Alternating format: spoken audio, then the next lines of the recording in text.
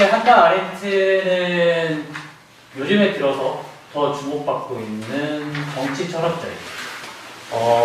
근데 한나 아렌트의 전공은 철학이었어요. 근데 왜 이 사람을 우리는 정치 철학자라고 하고 사상가라고 할까요?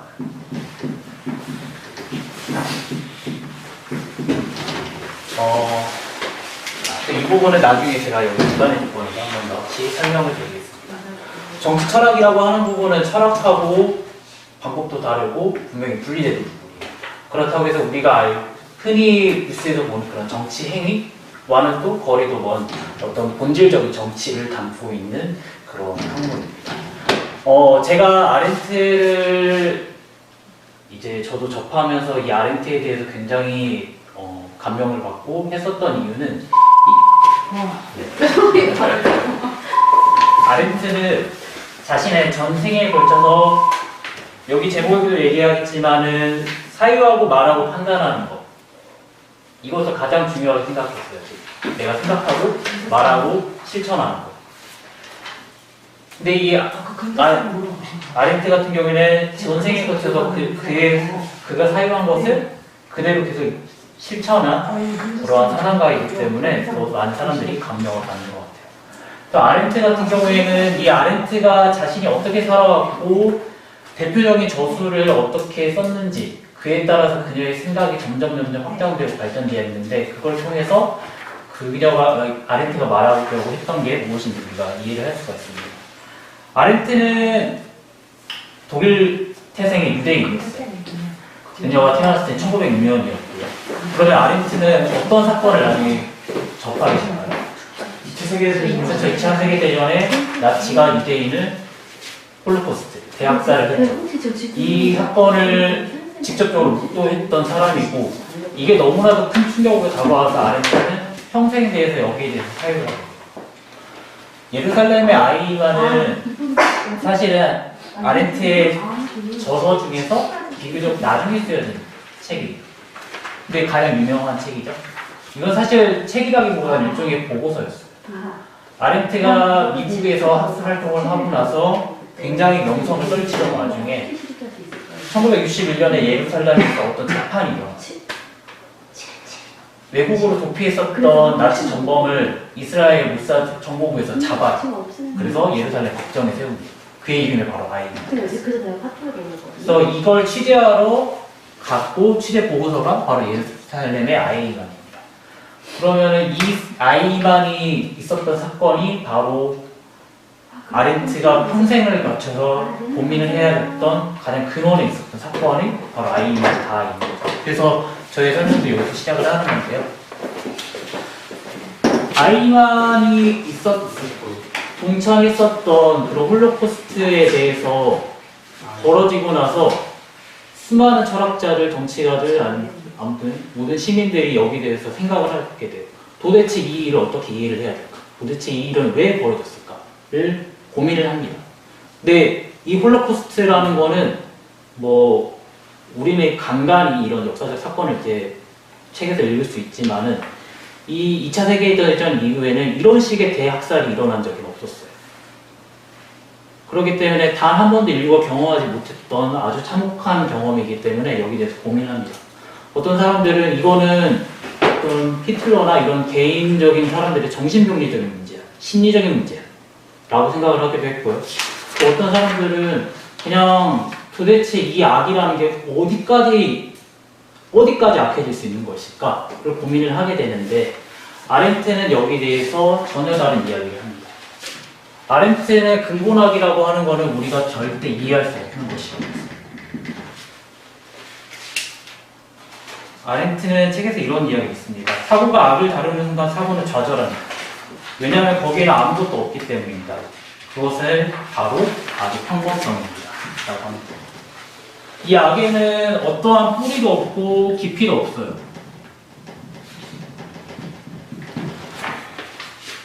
아렌트에서 이 악의 평범성이라는 단어를 많이 들어보셨죠? 악의 평범성 하면 어떤 생각이 먼저 떠오르시나요?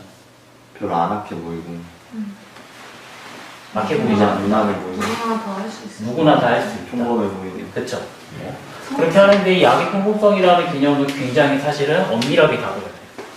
이거는 누구에게나 있을 수 있는 일이라 그렇게 해서 그런 가해자에 대해서 그 행위를 한 사람에 대해서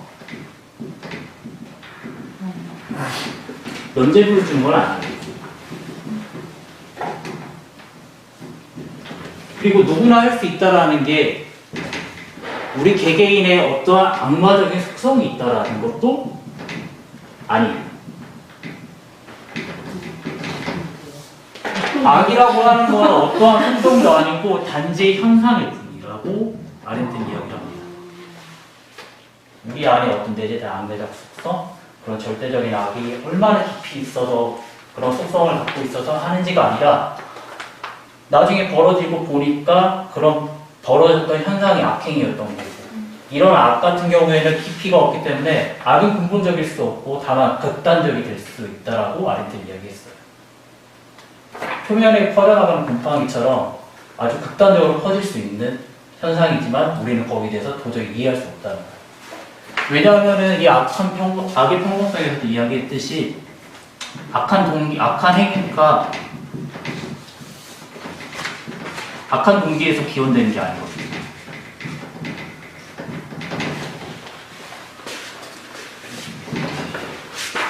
아이만은 어떤 인물이었냐면 들어보신 분들도 많죠? 나치에서 부역을 했는데 이 사람이 했던 일은 유대인 수용소로 유태인들을 이제 기차나 이런 걸로 보내는 일이었어요. 사실 아이만이 직접 가스를 살포한다거나 수용소에 직접 안에 있었던 것은 아니에요. 다만 아이만은 수용소에서 유대인들을 모아놓고 거기다 보내는 일을 할 뿐이었어요. 그래서 아이만이 이 법정에 서서 자신에 대해서 이렇게 얘기를 합니다. 나는 그냥 아주 거대하게 굴러가는 톱니바퀴에 기계의 한 톱니바퀴였다. 모두들 그렇게 행동을 했었고 나는 그런 시대가 만들어낸 오류의 희생자였습니다.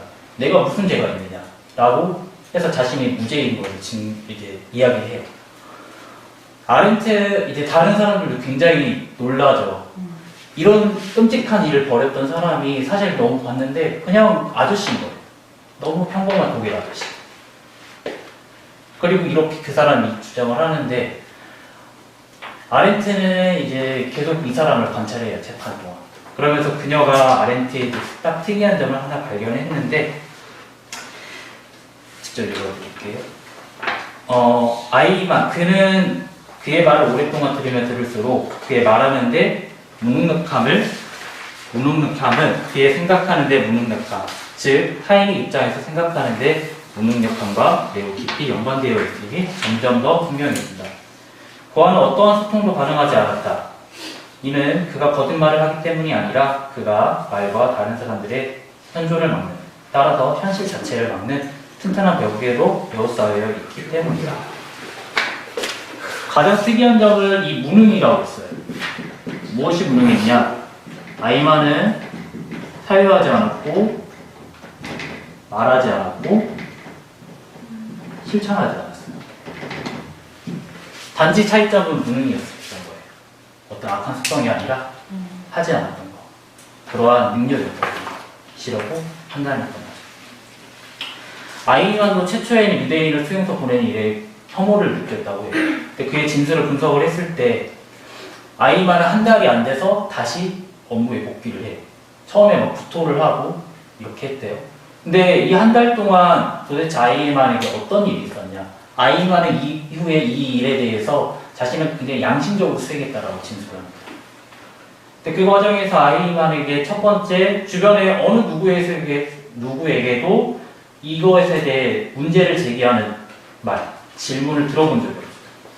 두 번째, 아이만은 여기 대해서 나치 친위대에게서 무엇이 진리인지를 지시받고 그대로 수용을 합니다. 세 번째, 아이만은 전혀 다른 양심을 갖게 돼요. 아이만은 칸트의 정언명법을 이해하고 있었어요. 칸트의 정언명법은 들어보시 아실 거예요. 나의 의지의 원칙이 항상 일반적 법의 원칙이 될 수 있도록 하라. 내가 하는 양심이 어떤 일반적, 보편적 진리라고 하는 데에 있어서 가까워질 수 있도록 항상 노력을 해라. 라고 하는 도덕 정언명령을 이미 이해를 하고 있었어요. 다만 아이만에게 일반적 의지는 나치즘이 이야기했었던 강령부, 그다음에 그런 총통의 명령이 된 것뿐이에요. 나는 거기에 대해서 내가 최대한 성실하는 그런 덕목을 갖추기 위해서 최선을 다했을 뿐이었다는 게 아이만의 주장입니다. 그래서 이런 근본악을 아이만이 있기 전부터 아렌트는 이 전체주의라는 틀을 해석을 하면서 발견을 하게 돼요. 아렌트가 어떤 대표적인 저술로서 가장 첫 번째 나온 게 전체주의의 기원이에요. 전체주의의 기원을 쓰면서 아렌트는 자신은 도저히 이것을 이해할 수 없는, 자신은 이 도저히 이해할 수 없는 현상을 이해하기 위해서 이 책을 썼다라고 이야기를 합니다.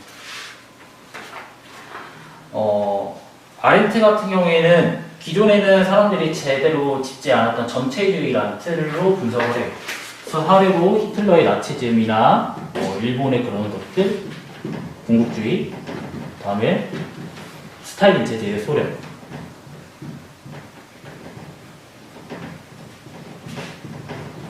를 현실적인 예로 해가지고 이것과 비교를 하면서 책을 써요. 책 두께가 어느 정도 이만하거든요. 굉장히 두꺼워.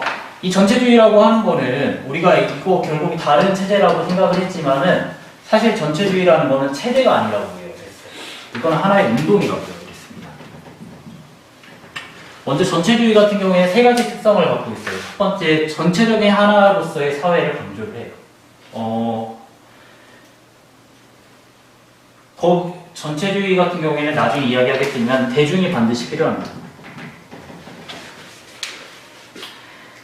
하지만 이 수많은 사람 수는 많지만 그곳에는 오직 단 하나의 의견만 존재를 해요. 그렇죠?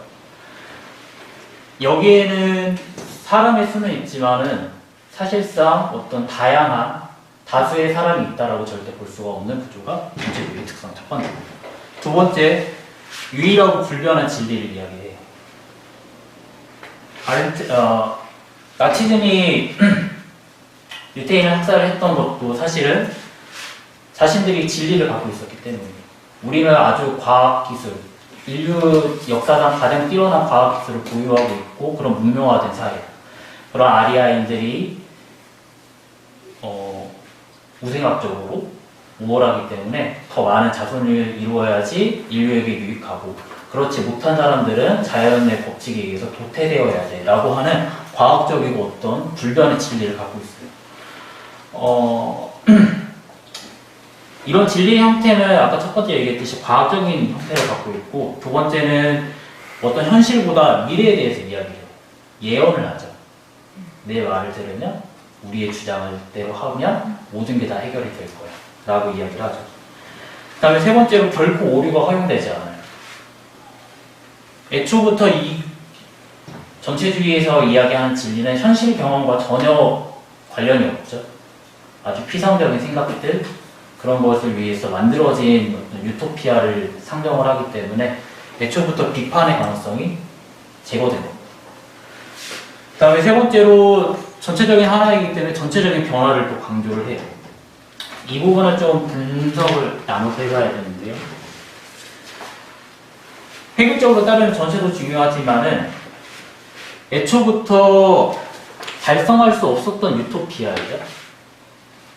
그것을 달성하기 위해서 끊임없이 변화가 필요한 것이 역설적이게도 전체주의예요. 완벽한, 안정된, 불변의 진리를 달성하기 위해서 대중들을 끊임없이 압박하고 변화를 시켜야 돼요. 그리고 우리가 기계가 아닌 이상 우리는 생명이기 때문에 새로운 생명이 태어나죠. 이 새로운 생명이 태어나기 때문에 이 진리를 수능하지 않고 거기에 대해서 주입되지 않았던 새로운 것들이 나오기 때문에 이 진리를 맞추기 위해서 끊임없이 변화를 해야 되는 거예요. 이렇게 변화를 강요를 하는 거죠. 그렇기 때문에 전체주의는 어떤 완결이 될 수도 없고 완결이 될 수 없는 과정을 향해 가는 그 자체가 원동력이기 때문에 이거는 어떤 체제로서 유지가 될 수 없다라고 이야기했습니다. 여기까지 이해가 되시나요? 네.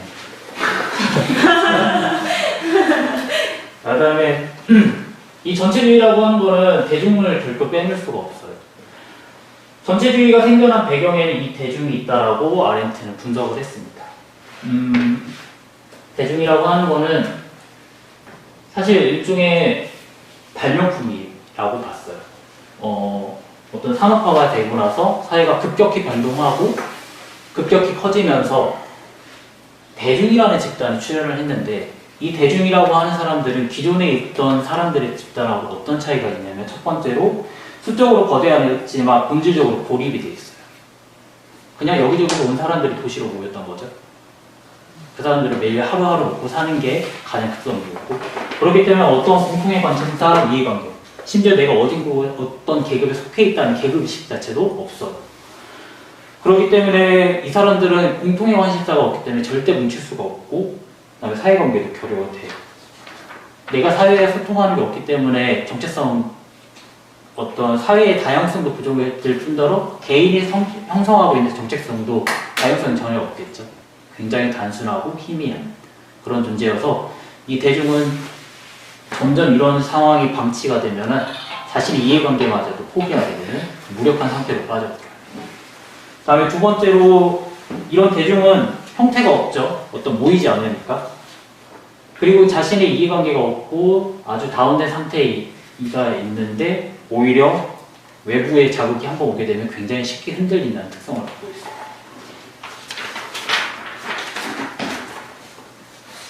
쉽게 흔들리면서 자신이 굉장히 안이 공허하니까 어떤 절대적인 불변의 진리가 오면 자신의 정체성을 이것과 동일시하게 됩니다.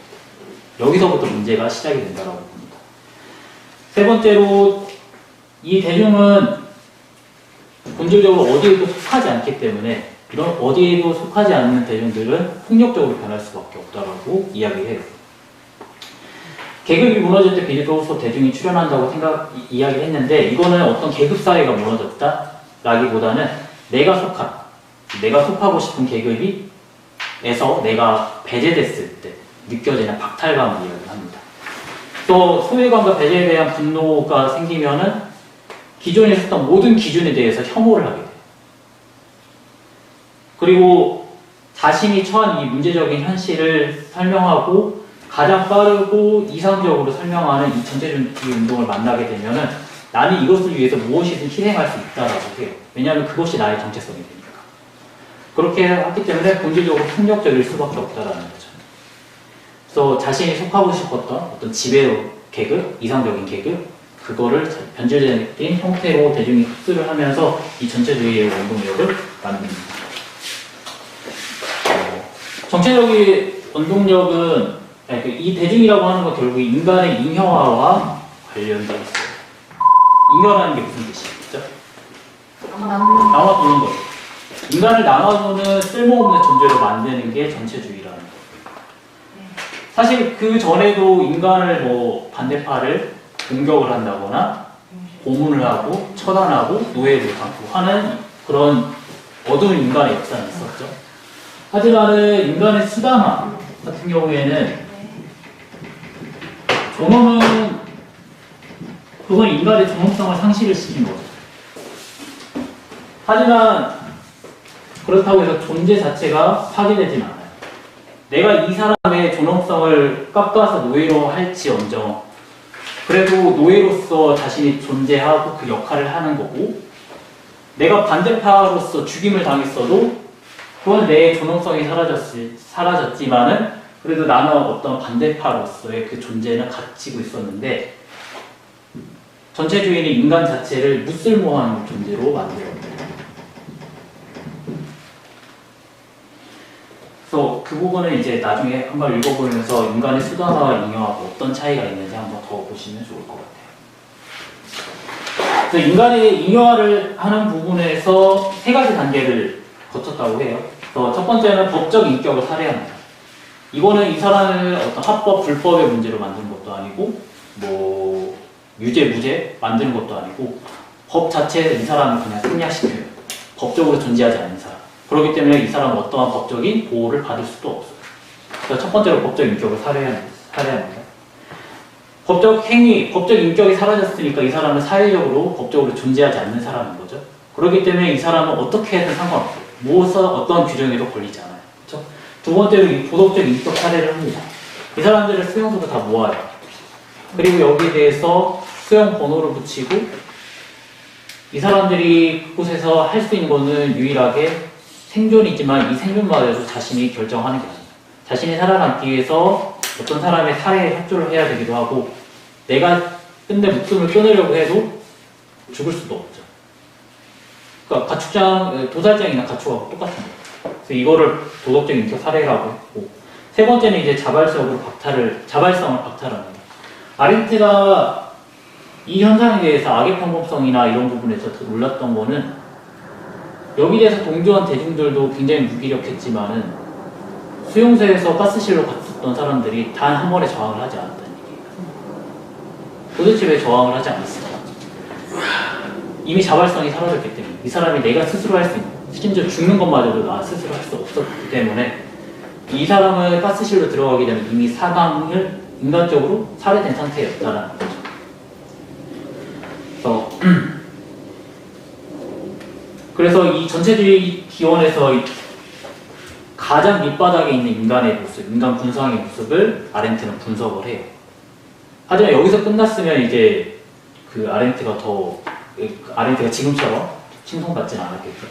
그래서 아렌트는 이 끝바닥에서 모든 끝을 보고 나서 그럼에도 불구하고 이제 이걸 극복할 수 있는 방법을 이야기를 해요. 그게 바로 이제 인간의 특권을 이어지는 건데요.